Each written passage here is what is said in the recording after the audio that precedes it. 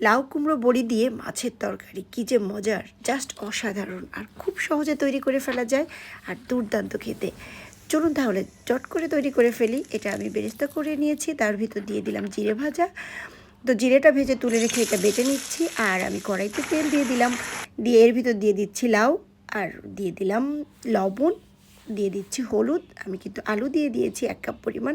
খুব সুন্দরভাবে মিশিয়ে নিতে হবে, তারপর ঢেকে দিতে হবে। আর সিদ্ধ হওয়া পর্যন্ত, কিছুটা সিদ্ধ হওয়া পর্যন্ত ওয়েট করতে হবে। এর ভিতর আমি এখন দিয়ে দিচ্ছি পেঁয়াজ আর কাঁচামরিচ, কারণ পেঁয়াজটা আমি আগেও ভেজে নিয়েছি, ওটিও দেবো, এটিও দেবো, কারণ পেঁয়াজে খুব সুন্দর একটি ফ্লেভার অ্যাড হবে।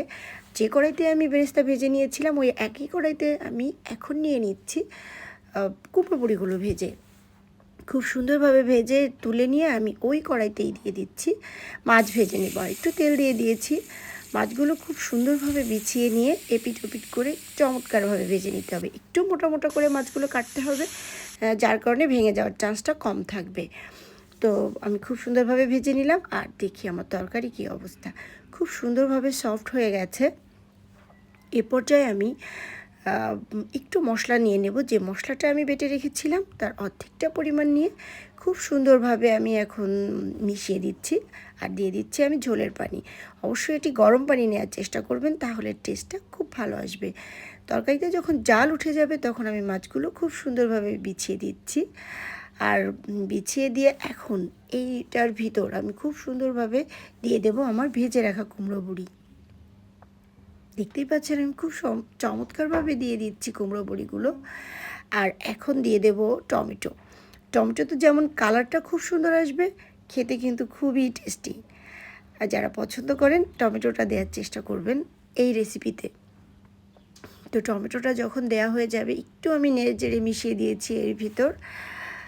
তো খুব সুন্দরভাবে জাল হচ্ছে। আর আমি বাদবাকি যে মশলাটা ছিল বেরেস্তা আর জিরার, ওটি আমি এখন খুব সুন্দরভাবে তরকারিতে একদমই মিশিয়ে দিচ্ছি।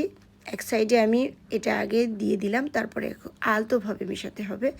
দিয়ে দিচ্ছি এ পর্যায়ে ধনিয়া পাতা। যারা এই ফ্লেভারটা পছন্দ করেন তারা কিন্তু অবশ্যই ধনিয়া পাতাটা দিবেন এই রেসিপিতে, তাহলে কিন্তু এর টেস্টটা খুব ভালো আসবে। তো আমি ধনিয়া পাতাটা দিয়ে বেশ কিছুক্ষণ জাল দিচ্ছি, আর একটু ঢেকে দিলাম। তো যারা ঝোল পছন্দ করেন তারা কিন্তু এ পর্যায়ে এরকম ঝোল ঝোল নামিয়ে ফেলতে পারেন। এটি কিন্তু খুব মজার একটি ঝোল হবে। আর আমি এই রেসিপিটা একটু মাখো মাখো করব, সেজন্য আমি আরেকটু জাল করে ঝোলটা টানিয়ে নিয়েছি। এটি যে গরম ভাতের সাথে কী যে মজার। সবাই ভালো থাকবেন, আমার এবং আমার পরিবারের জন্য দোয়া করবেন। আল্লাহ হাফেজ, থ্যাংকস ফর ওয়াচিং।